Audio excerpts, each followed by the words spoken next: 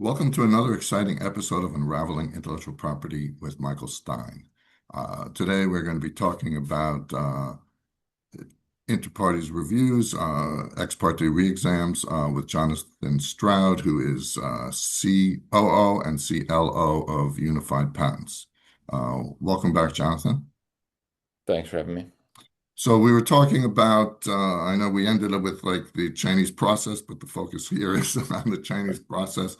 You were talking about how Unified, uh, as even since the beginning, has been, using ex parte re-exams, and you were talking about, and we were just going into the changes at the USPTO. So if you can continue to elaborate on that.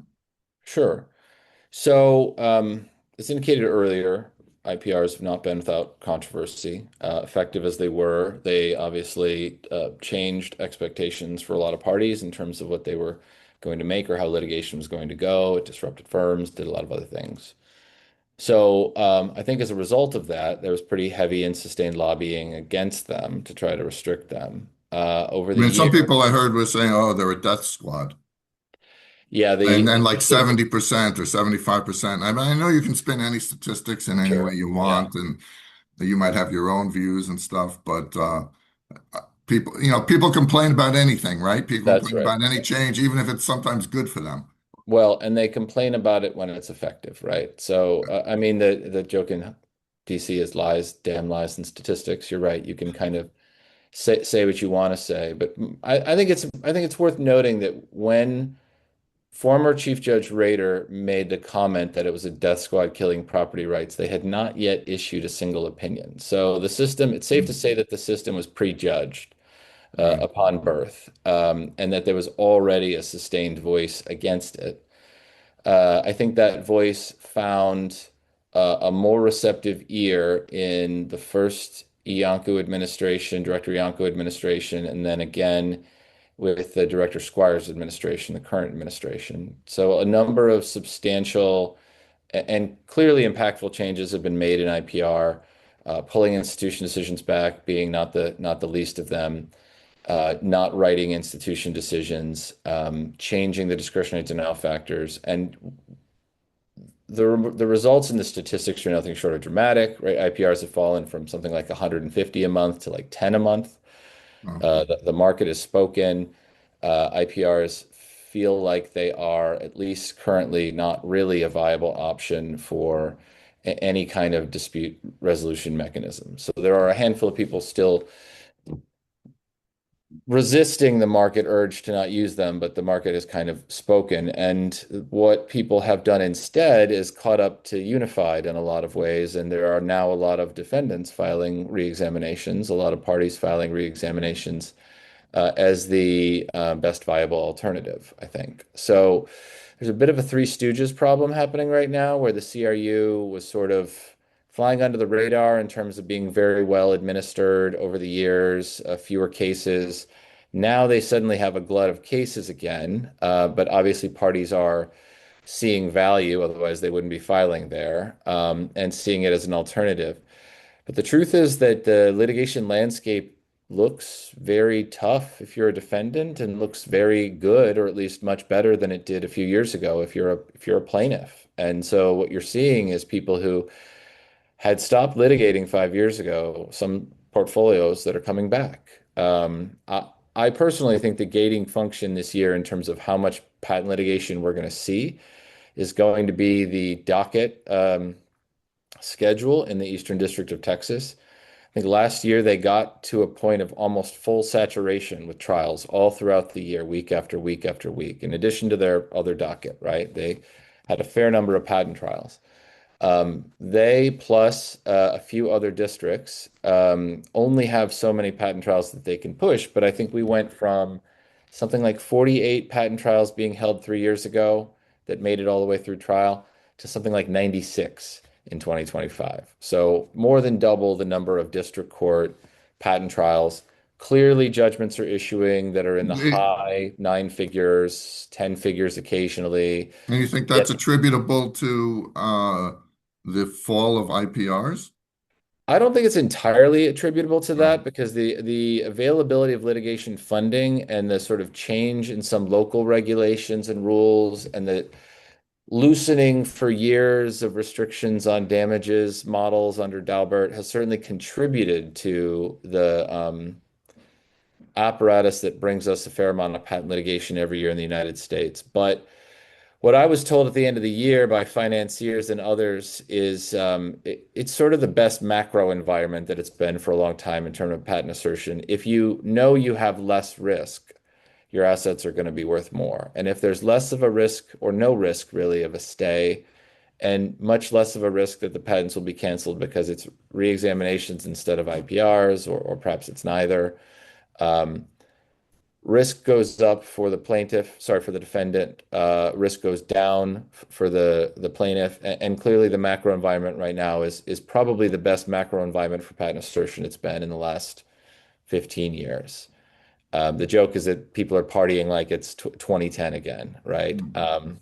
And And you need Albright, was he Eastern District or Western District? Judge Albright was in the Western District. He was in Okay. Waco and then Austin. He has announced that he is stepping down from the Yeah. bench, and a lot of his cases are stayed. There was a wheel in place in Waco that limited the number of patent cases that could be filed directly in his court. Right.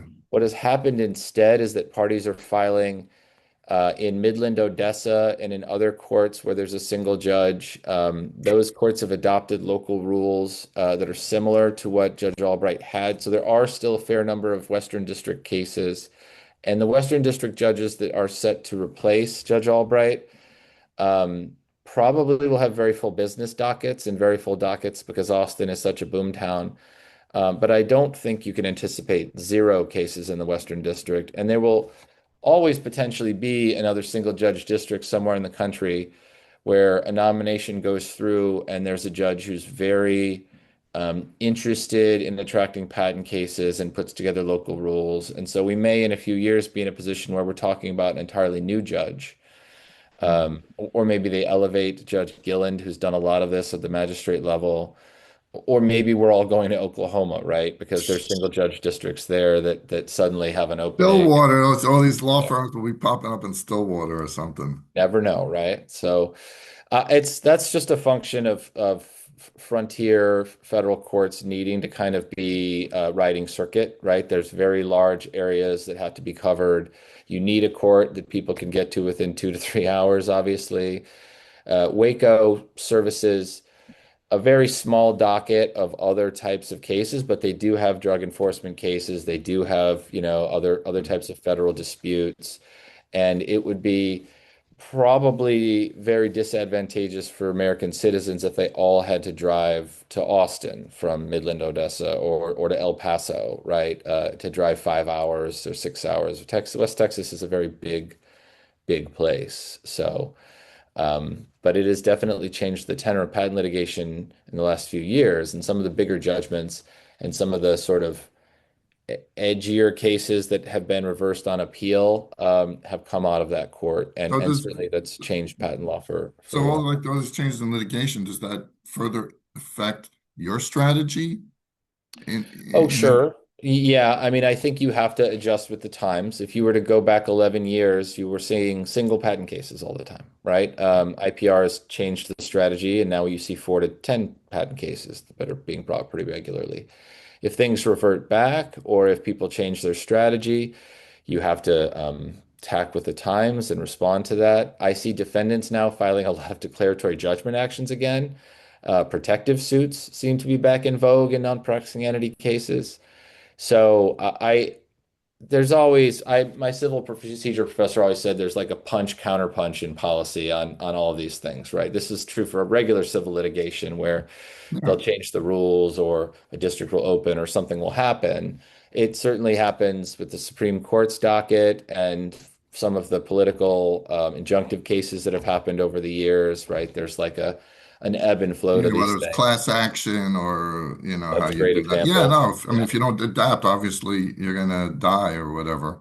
that's right. Yeah. So I mean, as far as like cost, IPR versus ex parte, is there a huge difference in cost? Uh, Yes, partially because IPRs are you would have to participate. And so you would have to have lawyers be involved all the way through potentially to the Supreme Court. A reexamination cost is fixed in that you file it like a mortar over the wall, and then you don't have a lot of control. Now, that's a disadvantage strategically, but that's somewhat of an advantage in terms of cost because the cost is fixed and it's upfront. So, from a commoditization standpoint, so it was a bit harder to treat IPRs as a commodity because there'd be all these unknown fixed costs and parties, and you didn't know what was going to develop at trial. Reexaminations are a little bit different. They may become more costly, and there's already been a couple of tweaks to procedure that this director's made that make it look a little bit more like IPR. But by and large, the nature of ex parte has always been you file and then do hope that you put everything in up front, much like European opposition, much like UPC litigation, right? So because of that, I think parties are experimenting with different strategies and seeing what they can do. And it is the administration has now said repeatedly that like if you don't like the changes to IPRs, reexamination is available. You can use it. The market has already responded to that. We'll see how that changes So practice. has that like had an impact on your revenue? I mean, ex parte re-exams are less expensive. So, or You is mean it just unified in more of them general? and you're just growing? Like, No, I mean, so we would file more. We file okay, more, right. obviously, more challenges. They have to be more targeted and more regular. But no, there's no. Um, yeah, I think a way to look at it would be like look at a litigation budget, right? Like if you are in litigation, if you are a defense counsel, you are probably not going to end up spending less because the tool has changed. You'll just spend it in different ways, right? So you will have to file more, or you will have to file your invalidity contentions or a protective suit or go to trial or what have you. But the main thing it does, and I don't think this can be said succinctly enough, is that it dramatically shifts leverage towards plaintiffs, right, for the first time in years. And I think that the market has obviously responded accordingly. You see more funding now. You see more um, letters getting sent, some older portfolios coming out of the woodworks. Damages asks are going up. And that's because it's um, shorter time to money, less likelihood of a stay or some binary risk of cancellation. Do you guys Uh, actually track that kind of stuff? sure, we have a lot of statistics on our website. I don't have them at Okay. my fingertips, No, but we but put out a they're on your report every website quarter. under what That's pull right. down? Is there a drop down you have? We have news and views, and we put out a quarterly report, and we also have a portal and available data and can be responsive on all of that too.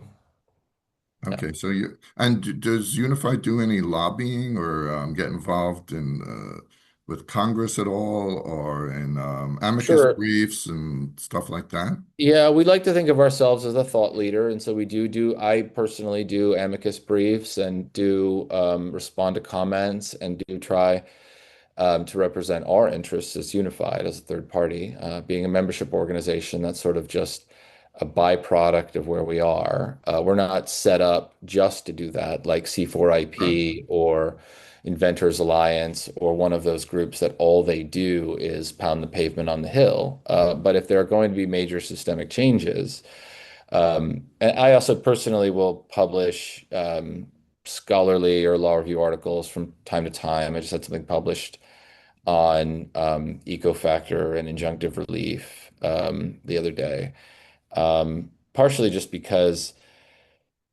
that is part of the ongoing debate, right? There will be changes every year. People talk about the pendulum, right? I hate the pendulum, but the pendulum is always swinging, and there's always this ongoing and vociferous debate about what the right balance is in terms of how much litigation, who should be able to bring it, and what patents should be worth, and No, and we're then part of that debate, 101 issues and eBay, stand right? for injunction. That would obviously have a huge impact favoring plaintiffs. Huge impact, yeah, yeah, Right. yeah. All right. Well, that's all we have time for. Thank you so much for tuning in. Unifiedpatents.com, your email or contact email. Sure, it's Jonathan at unifiedpatents.com. I'm findable on LinkedIn. I'm happy to connect with anybody. And really, thank you for the opportunity. Thanks for having the conversation. It's been a lot of fun.